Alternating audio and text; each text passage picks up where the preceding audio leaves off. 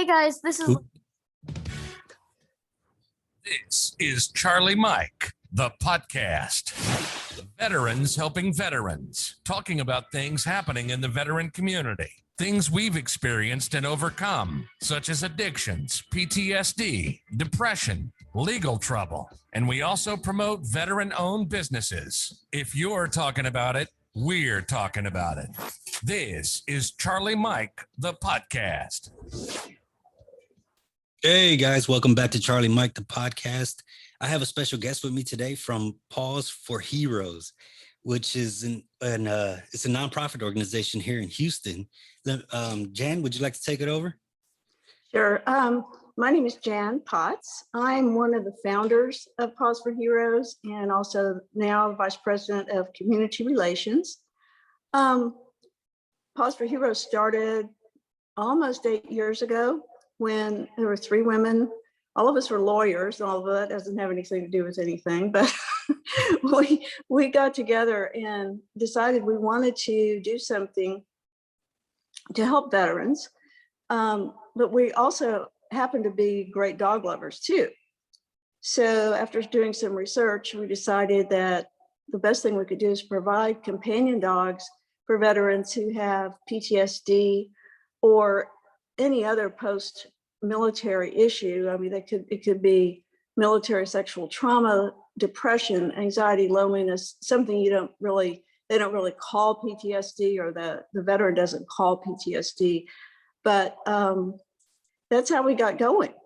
Yeah, it's a great organization, and I've witnessed it firsthand. As I told you, I have a buddy who is a participant in Paws For Heroes, and it's night and day. It's night and day. And it's all thanks to you guys. I've read a bunch of the stories from different individuals and nothing but amazing things to say about Paws For Heroes. So y'all were dog lovers, and how did the whole concept come to just military to involve veterans? Well, actually, I mean, we did, our goal was to help veterans, and we decided to do it in a way that we knew how, which was to find dogs, because it was just a natural for us, right, to include dogs as part of the program. And, you know, as the organization has matured, we've learned so much about why dogs do help veterans. I mean, as you said, we've seen it. Yes, we've seen it with our own eyes over and over and over again. But there's really a science to it, which is, I mean, in the first place, dogs and humans go back, you know, more than 10,000, probably 20,000 years, when dogs became domesticated, or now they're thinking sort of domesticated. These were wolves that sort of domesticated themselves and wanted to be with humans. And that companionship, or that dual reliance on each other, it goes back forever. So I think that dogs at this point in their evolution are really geared to being with humans all the time. But I mean, to skip up about 10,000 years to now, there have been a lot of studies done now about the difference of what dogs do to bring comfort and sense of purpose to people. And I mean, all of the benefits of dogs apply across the board. You don't have to be someone with PTSD to benefit from dogs, but they have found that people who have dogs and spend time with their dogs, and we're not talking about a dog out in the backyard. right. We're talking about a dog that's in the house, spending time with you. Those people tend to be healthier. Their blood pressure tends to be lower. And the most important thing from the standpoint of Paws For Heroes is that spending time and petting a dog, even if you spend 5 minutes petting a dog, your brain tells your body to produce oxytocin, serotonin, all the feel-good chemicals that arise naturally in the body, but a dog causes that to happen. So if you have PTSD, for example, your body is producing excessive amounts of cortisol. And cortisol is a naturally occurring chemical that helps you a lot when you're on the battlefield, because it's a fight or flight kind of chemical. Right. It makes you, alert. It makes you suspicious. It makes you, very aware of your surroundings, and may very well keep you alive when you're in danger. But the problem is that for a good number of people, that production of cortisol doesn't end once they're back in a safe place like home. Right. Okay. The body has actually adapted to being in that fight or flight mode all the time. And it's not, PTSD is not something in your head. It's in your body. Right. Yeah. Your body is reacting to normal stimuli with an abnormal reaction.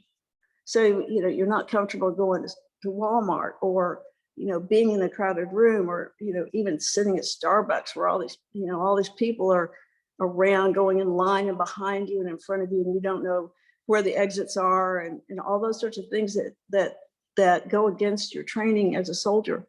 So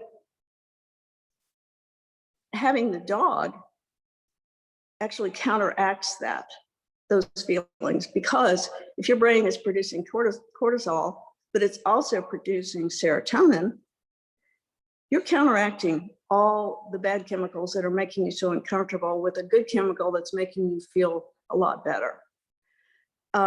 So that's science behind it. Yeah, Wow. yeah, definitely. It definitely, that's amazing. So, and the thing is, that's the example I give with PTSD, but some of our clients are people who just feel lonely, because this happens a lot with people. They think they believe they do not have PTSD. They may or may not. I don't know. We don't make them show medical records. But we had a guy who he came out of the Army fairly young, and went to A&M University. Well, he was a little bit older, not a lot older than the other students, but he felt so isolated because his life experiences were so different from those around him. And his dog gave him a sense of, belonging. He and his dog belonged to each other. And he took his dog to class with him every day, and the dog walked across the stage when he received his diploma. And it changed his life. So a dog can help alleviate so many issues that veterans have, not just PTSD. I definitely, I like that. So is it, y'all just get home? Is it shelter dogs? Am I right? Yes. Well, we also work with rescue groups, but definitely all the dogs that we use in our program are dogs that don't have homes. Right. Okay. Yeah. And this is where the real work of our organization comes in, because although there are lots and lots of, nice dogs, good dogs, that if you had no problems in your life, you didn't have PTSD or whatever, you could just go to the shelter and pick out a dog that you think, oh, he's cute, I'll take him home, Right. And it might work fine. But if you're experiencing anxiety and all those sorts of things, you really need a dog that can address those issues. Mm-hmm. So when we go to the shelters and rescues, we run a battery of tests on dogs. Well, first we go through and look at the dogs that look for dogs that we think are going to be friendly and nice. And then we'll take those into a room by themselves, one at a time, and run a battery of tests on them. We use an actual professional dog behaviorist, and she checks them for things like being calm, being more attracted to people than to other dogs or animals, they have to be, naturally happy. Right. Wow. And so it's not just any dog. We spend a lot of time picking the dogs for our program. And that's where the value of the program is in the choosing of the dog. And then, of course, we send it to boot camp where it gets trained to be obedient in mostly very what we would call basic training. It's not like they do anything really special, but that you do want them to sit when you say sit. Right. And maybe if the veteran wants it, to stay off the furniture or that sort of thing. Although I think most people like to have their dogs right with them all the time, even in bed. I mentioned my buddy earlier, and that dog is big and fluffy, and it's got dog hair everywhere. Well, that's one of the things that we talk to the veteran before we choose a dog specifically for each veteran. So it doesn't go, we have a dog, we're going to give it to you. It's, you come to us, tell us what your needs are, and then we go start looking for a dog. So one of the things there are several things we ask, but one is, what size of dog do you want? What energy level do you want? Do you want the dog to go running with you, or do you want the dog to watch Housewives of Atlanta with you? That sounds we're talking about too. So and then there's also tolerance for hair, because some dogs do shed more than others. So what we're besides the basic personality traits that we look for when we go to the shelter, we also look for a dog that's the size and style of dog that the veteran wants. Okay. Yeah, that's awesome.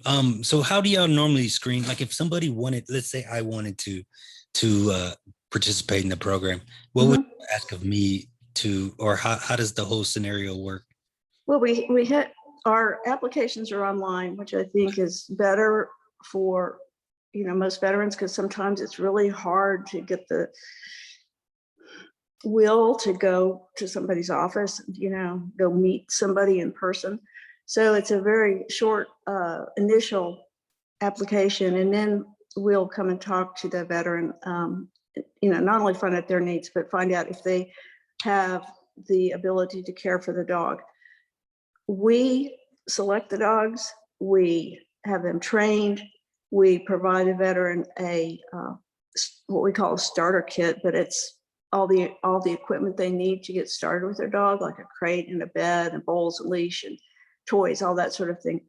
But from that point, once we present the dog to the veteran becomes responsible for the maintenance of the dog. And that means making sure they get heartworm medication every month, going to the veterinarian for shots when they need them, et cetera. So a veteran does have to have enough income to meet those needs for the dog. And honestly, that can be, somewhere between $1,500 and $2,000 a year. Right. So there is an income. I mean, we don't ask them their income, but they do have to have enough income to do that. And they have to live in a place that's safe for a dog. That's neat. So we were talking earlier, and you do keep in contact with previous people who y'all have helped through the program. Yeah, that's absolutely. That's awesome. Actually the really fun part of the program for us, is that to see the difference a dog has made in someone's life. Mm-hmm. It's astounding, and it's so heartwarming. I can't even tell you. Our mutual friend that we've been talking about just went from really having a hard time just functioning normally into being the best dog owner in the whole world, adores his dog, and has seen such a difference in his life and just the way he interacts with people and gets on with, the things that everybody wants to be able to do on a daily basis. The program does definitely, it works. And like I said, I've seen it, and just the way his whole, his personality is, he jokes around a lot more. He's a lot, it's a lot easier to make him laugh and things like that. So, it's an incredible thing to witness. It makes me so happy to hear. I mean, I think we see it because we go back, you know, as you said, we stay in touch. We go back and visit and see how things are going, and we do see it. But to hear someone who's a friend who's outside of our program say, yeah, I've seen it too. Yes, ma'am. It makes us know it really does make a difference. It's not like the veterans just saying, oh yeah, I love the dog, you know, and we go on, you know, like, okay, it must have worked. But, you know, to have someone else witness it Night and day is incredible. It's definitely night and day. He's he's funny. So y'all pay to have them trained and all of that. At what cost is this to the veteran? Oh, the veteran doesn't pay anything for that. That's all free. It's simply that after the veteran has received the dog, that the veteran becomes responsible for upkeep of the dog, healthy food and vet visits. And once a dog is adopted, is it primarily kept as an inside dog, or is it? Oh yes. Okay. I mean, that's one of our criteria, that the person wants to have the dog indoors with them, because a companion, it's not a companion if it's outside sitting in the yard. Yes, ma'am. I mean, it doesn't say the dog can't go out to the yard and run around a bit, but the intention is for the dog to be with the veteran at all, you know, almost all the time when the veteran is at home. Yes, so that so the veteran gets the benefits of the dog's companionship. Right, and it's just a wide variety of dogs. It's not just one particular breed. I mean, have you got? Oh yeah, it's a huge. Actually, I'd say the majority of the dogs that we place with veterans are Heinz 57s. You know, we'll know that we might know what they're a mix of, but it's not that there are no breeds that make necessarily better companion dogs than others. There are some that might not be real good for some veterans. Like if you had let's say it's an Australian cattle dog. This is a dog that wants to run and herd things. Okay. That may not make a very good companion dog, because it's going to get frustrated if it doesn't get to run around and herd things. Right. But once you have a mix, it's a mix of breeds usually, and that's one of the things we're looking for is, are they calm? Are they able to sit and not need to be chasing a ball 24 hours a day? Right. So so if I'm correct me if I'm wrong. So there's a difference between a companion and a service dog? Yes, in a way.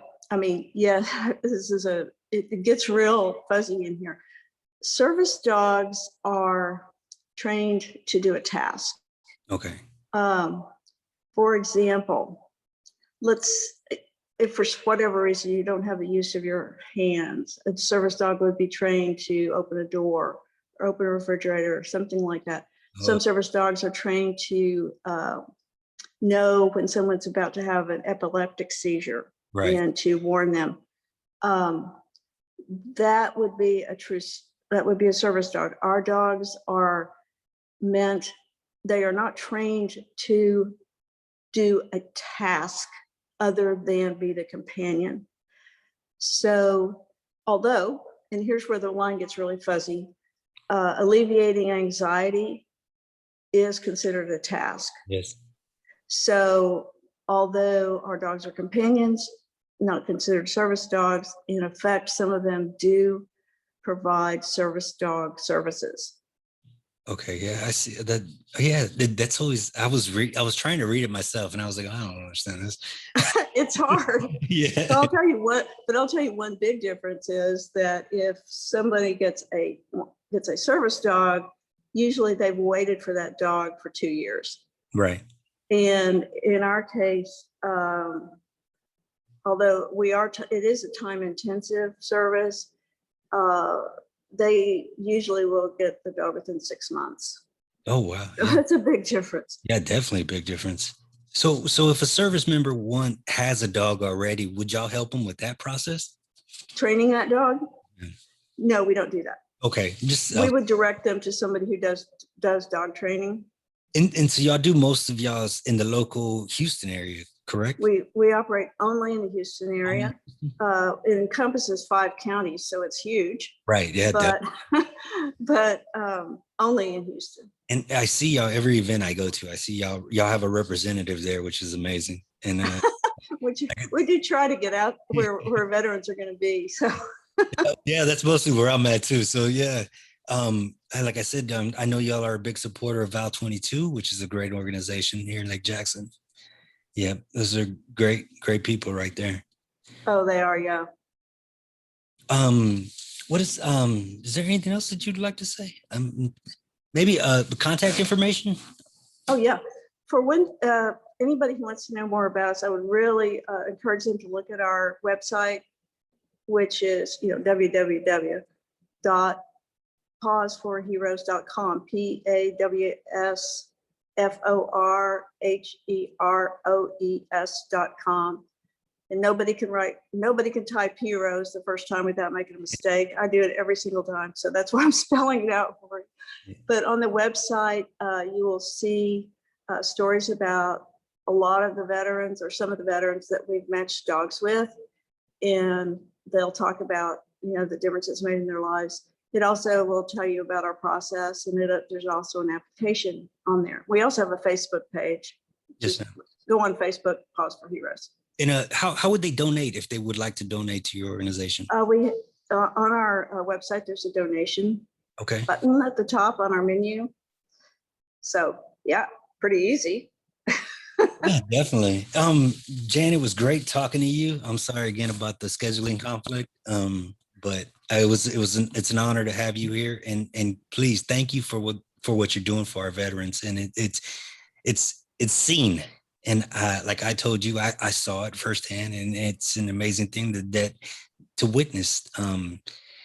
Yeah, it's incredible. So I'd like to thank you for all the work that you guys do out there. Thank you for what you do as well. I mean, there are many organizations that do help veterans, but there can never be enough. There can never be enough of them. That's all I can say. So I'm just happy to be part of it. Yes. I'm gonna go ahead and cut it off. Is that good? All right. Thank you. I'm gonna add this part in. Thank you, Jan, for coming. We appreciate you at Paws for Heroes. She was our guest for today.